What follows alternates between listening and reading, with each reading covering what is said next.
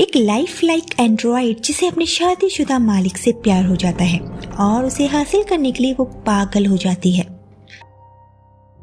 कहानी की शुरुआत निक और उसकी पत्नी मैगी से होती है। निक एक कंस्ट्रक्शन कंपनी में फोरमैन की जॉब करता था और उनके 2 छोटे छोटे बच्चे हैं जिनका नाम है आलिया और मैक्स। मैगी को दिल की बीमारी है जिस वजह से उसे अक्सर दिल में दर्द रहता था। हॉस्पिटल ले जाने पर निक को पता चला कि मैगी का अर्जेंट हार्ट ट्रांसप्लांट करना पड़ेगा और जब तक उन्हें डोनर नहीं मिल जाता मैगी को हॉस्पिटल में डॉक्टर्स की निगरानी में रहना होगा। इस वजह से घर और बच्चों की सारी जिम्मेदारी निक के ऊपर आ गई थी। जॉब के साथ साथ बच्चे संभालना उसके लिए काफी मुश्किल हो रहा था। जिसके बाद हम निक को एक एग्जीबिशन में देखते हैं जहां इंसानों ने इंसानों की तरह दिखने वाले और काम करने वाले एंड्रॉइड बनाए हैं। अचानक निक को एहसास हुआ कि आलिया कहीं खो गई है। वो उसे सब जगह ढूंढने लगता है। तभी एक खूबसूरत फीमेल रोबोट आलिया को उसके पास लेकर आती है और फिर आलिया निक से उस रोबोट को खरीदने की जिद करने लगी। इसीलिए वो उस रोबोट को खरीद लेता है। आलिया उस रोबोट का नाम अपनी favourite book Alice in Wonderland के नाम पर एलिस रखती है। एलिस ने जल्द ही पूरा घर संभाल लिया। उसकी वजह से निक की जिंदगी काफी आसान हो गई थी। एलिस निक से कहती है कि वो उसका प्राइमरी यूजर है और वो पूरी तरह उसके ही कमांड्स फॉलो करेगी। अब अगले दिन हम एलिस, निक और आलिया को हॉस्पिटल में देखते हैं। वो मैगी से मिलने आए थे। मैगी एलिस को देखकर थोड़ा सरप्राइज हुई पर वो खुश है कि जब तक वो हॉस्पिटल में है एलिस उसकी फैमिली का ध्यान रखेगी। फिर निक को हम उसकी वर्क साइट पर देखते हैं।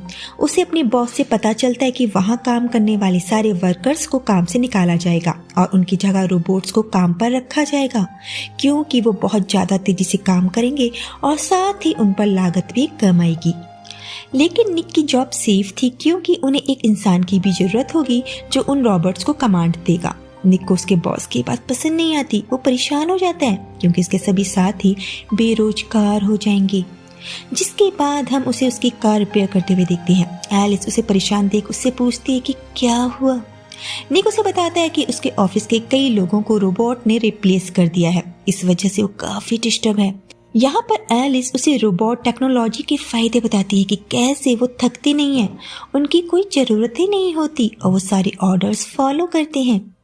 अब रात के वक्त निक टीवी पर अपनी फेवरेट मूवी देख रहा था। एलिस वहाँ आती है तो उसे भी साथ में मूवी देखने के लिए कहता है। एलिस कहती है कि उसे इस मूवी की स्टोरी पहले से ही पता है, इसीलिए उसने निक से कहा कि वो उसके सिस्टम को फिर से चालू करे ताकि वो बिना किसी पूर्व जानकारी के इस मूवी को देख पाए। वो उसे अपना रीस्टार्ट बटन ऑफ करके ऑन करने के लिए कहती है। इससे उसका सिस्टम रिबूट हो जाएगा। निक बटन को ऑफ करके ऑन कर देता है। और दोस्तों, ये फिल्म में एक महत्वपूर्ण मोड़ था। अपने सिस्टम को फिर से चालू करते समय एलिस ने कई प्रोटोकॉल को इग्नोर कर दिया। दोनों मूवी का आनंद लेने लगे। इसी बीच निक को हॉस्पिटल से कॉल आता है और उसे पता चलता है कि उन्हें मैगी की हार्ट सर्जरी के लिए डोनर मिल गया है। सब लोग सर्जरी से पहले मैगी से मिलने जाते हैं। मैगी एलिस को अलग से बुलाकर उससे कहती है कि अगर इस सर्जरी के दौरान उसे कुछ हो जाता है तो वो उसकी फैमिली का ध्यान रखे। वो उसे ये भी कहती है कि निक जब परेशान होता है तो शराब पीने लगता है। उसने गैराज में शराब की बॉटल्स छिपा कर रखी हैं तो उसे ज्यादा शराब ना पीने दे। एलिस कहती है कि वो निक को कंट्रोल नहीं कर सकती क्योंकि निक उसका प्राइमरी यूजर है। अब यहाँ मैगी उसे समझाती है कि किसी की केयर करने का मतलब सिर्फ उन्हें खुश रखने से नहीं होता बल्कि उनके लिए क्या सही है और क्या गलत ये समझाने से भी होता है।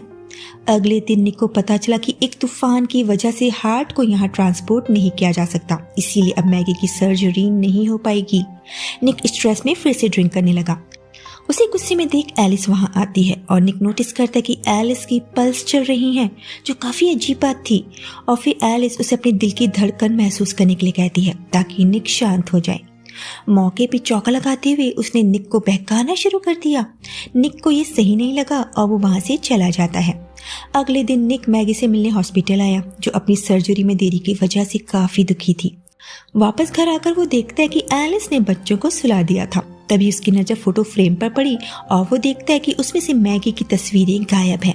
वो एलिस से इस बारे में पूछता है। एलिस बताती है कि आलिया मैगी की तस्वीरें देखकर रो रही थी, इसीलिए उसने उन तस्वीरों को हटा दिया। निक उसे वापस से उन तस्वीरों को फ्रेम में लगाने के लिए कहता है। जिसके बाद जब वो अपने कलीग्स के साथ बैठा हुआ था, वो लोग उन्हें काम से निकाले जाने की वजह से काफ़ी गुस्से में थे।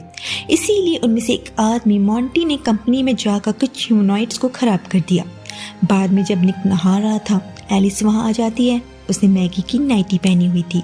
निक को ये अच्छा नहीं लगता और वो उसे नाइटी उतारने के लिए कहता है, तो एलिस उसके सामने ही नाइटी उतार देती है और एक बार फिर से उसे बहकाने लगती है। एलिस कहती है कि वो उसके स्ट्रेस को दूर कर सकती है, पर निक उसे अपने करीब आने से रोकता है क्योंकि वो मैगी से प्यार करता था, उसे धोखा नहीं देना चाहता।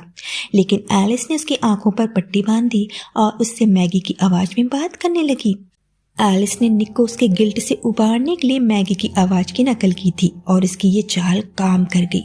दोनों इंटीमेट होते हैं, लेकिन अगले दिन निक को काफ़ी बुरा फील हुआ और वो एलिस से कहता है कि उनके बीच जो कुछ हुआ वो गलत था। वो अपनी बीवी से बहुत प्यार करता है और अब दोबारा ऐसा कभी नहीं होगा। जिसके बाद वो अपने काम पर चला गया। उसका बॉस उससे स्टोरेज यूनिट को अनलॉक करने के बारे में पूछता है, जिसके लिए उसके कोड का इस्तेमाल हुआ था। निक अनजान बनने की कोशिश करता है और कहता है कि मेरी बेटी का बर्थ डेट मेरा कोड है और ये कोई भी गैस कर सकता है। उसका बॉस उसे धमकी देता है कि अगर इसमें उसका हाथ हुआ तो उसे नहीं छोड़ेगा। बाद में निक को हॉस्पिटल से फोन आता है और उसे पता चलता है कि मैगी के लिए नए हार्ट का इंतजाम हो गया है। मैगी की सर्जरी हो जाती है और जब मैगी आखिरकार अपनी सर्जरी के बाद घर लौटी तो एलिस को खतरा महसूस हुआ और जब मैगी अपने बेटे के पास आई तो एलिस उसके बेटे को उससे ले लेती है और बताती है कि वो अभी दूध पिएगा। यहाँ एलिस अपना सिस्टम रिसेट होने के बाद से अपने हिसाब से काम करने लगी थी। बाद में मॉन्टी निक से मिलने आया, जिसने कंपनी के रोबोट्स को खराब किया था। उसके ऊपर केस हो गया है। वो निक से उसकी मदद करने के लिए कहता है, वरना वो उसे भी अपने साथ इस केस में घसीट लेगा। और जब मॉन्टी अपने घर में था, एलिस उसके घर पहुंच जाती है और उसे मारने लगती है। तभी मॉन्टी का रोबोट आकर एलिस को रोकने की कोशिश करता है, लेकिन एलिस ने दोनों को ही मार डाला। बाद में जब मैगी बाथटब में थी, उसे पढ़ने के लिए एक बुक चाहिए थी जो उसकी पहुंच से बहुत दूर थी। तभी एलिस वहां आई और मैगी से कहती है कि निक काफी स्ट्रेस में रहता है और मैगी की अभी अभी सर्जरी हुई है, तो वो फिलहाल निक की फिजिकल नीड्स पूरी नहीं कर सकती, तो ऐसे में वो उसकी जगह ले सकती है। ये सुनकर मैगी बौरा गई और एलिस से गैराज में जाकर रहने के लिए कहा। उधर निक को मॉन्टी की मौत के बारे में पता चला और वो शॉक्ड हो जाता है। रात में जब निक घर आया, मैगी उसके और एलिस के रिश्ते के बारे में पूछने लगी। निक कहता है कि वो बस एक मशीन है, उन दोनों के बीच जो कुछ हुआ उसका कोई मतलब नहीं है। दोनों की लड़ाई की वजह से बच्चा जाग जाता है। निक मैगी से जाकर बच्चे को संभालने के लिए कहता है। मैगी कहती है कि वो पहले उसके सवाल का जवाब दे। इस बीच एलिस बच्चे को बाथटब में लिटाकर नल चालू कर देती है, क्योंकि उसे लग रहा था कि बच्चे का रोना निक को परेशान कर रहा है। वो बच्चे को मारना चाहती थी, लेकिन आलिया उसे ऐसा करते हुए देख लेती है और अपने पेरेंट्स को जाकर बता देती है। दोनों झगड़ा छोड़कर बच्चे को बचाने के लिए भागते हैं, लेकिन एलिस ने अंदर से डोर लॉक कर दिया था। निक दरवाजा तोड़ने लगा। मैगी पीछे जाकर खिड़की से बाथरूम के अंदर आई। एलिस ने उसका गला पकड़ लिया। निक दरवाजा तोड़कर अंदर आ गया और एलिस के सिर पर एक लैंप से वार किया। तब तक आलिया मैक्स को टब से निकाल लेती है। निक को अपनी फैमिली की केयर करता हुआ देख एलिस को गुस्सा आ जाता है। निक उस पर लैंप से हमला करता है और उसे रोक लेती है। मैगी ने लैंप का स्विच ऑन कर दिया। बिजली का झटका लगने से एलिस फर्श पर गिर गई, जिसके बाद एलिस को निर्माण कंपनी अपने साथ ले गई। लेकिन खतरा अभी खत्म नहीं हुआ था। बच्चे को हॉस्पिटल में 24 घंटे की ऑब्जर्वेशन में रख दिया गया। दूसरी तरफ रोबोटिक कंपनी के टेक्नीशियंस एलिस को रिपेयर करने लगे।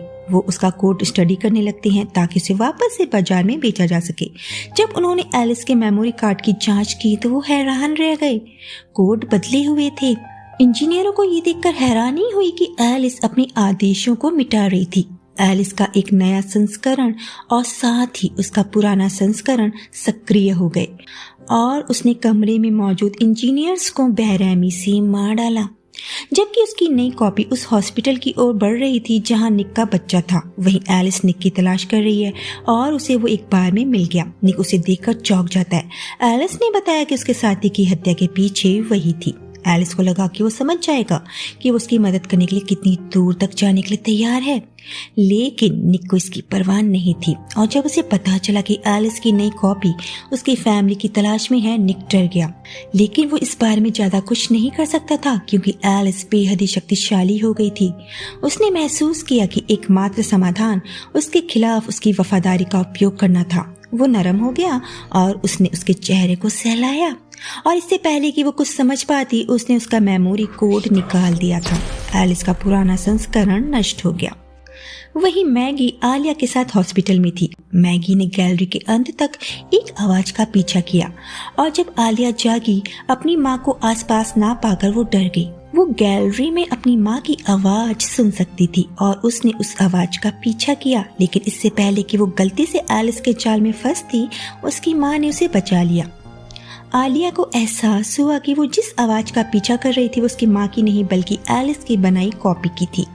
नई एलिस के पहुंचने से पहले मैगी ने मैक्स को बचा लिया। वो और आलिया एलिस के उन्हें ढूंढने का इंतजार कर रही थी और जैसे ही उसने उन्हें ढूंढा उन्होंने उस पर आग बुझाने वाली यंत्र का छिड़काव कर दिया। जब तक उसे पता चलता कि क्या हुआ था तब तक मैगी अपने बच्चों के साथ वहां से जा चुकी थी। वो एम्बुलेंस में चढ़ गई और इंजन चालू करने की कोशिश करने लगी, लेकिन इससे पहले कि वो सिस्टम को समझ पाती एलिस ने उसे पकड़ लिया। उसने मैगी को एम्बुलेंस से बाहर फेंक दिया और उसका दिल निकालने की कोशिश करने लगी। उसे विश्वास था कि अगर उसके पास मैगी का दिल होता तो निक उससे प्यार करता, लेकिन तभी वहाँ निक आ जाता है। निक ने अपनी कार एलिस पर चढ़ा दी और उसे लगा कि एलिस मर चुकी है। मैगी ने निक को होश में लाने की कोशिश की। तभी एलिस अपने पैरों पर खड़ी हो गई और उसे मारने की कोशिश करने लगी। तभी निक को होश आ जाता है। मैगी ने एलिस की आंख में चाकू घोंप दिया। उसके नष्ट हो जाने के बाद उसके निर्माण के लिए जिम्मेदार कंपनी इस घटना को छिपाने की कोशिश करती है, लेकिन अंत में हमें पता चलता है कि एलिस की मेमोरी फिर से सर्वर पर रिपीट की गई है, जिससे वो खुद को नए मानव शरीर में ट्रांसफर कर सकती थी। और अंतिम दृश्य से हमें ये भी पता चलता है कि एलिस की प्रोग्रामिंग अन्य रोबोटों तक फैल गई है, जो कि एक बड़े खतरे का संकेत देती है। और यहीं पर हो जाता है इस मूवी का दी एंड। तो दोस्तों, अगर आपको इस मूवी की स्टोरी पसंद आई हो तो वीडियो को लाइक एंड शेयर जरूर कर दीजिएगा। मिलते हैं नेक्स्ट वीडियो में।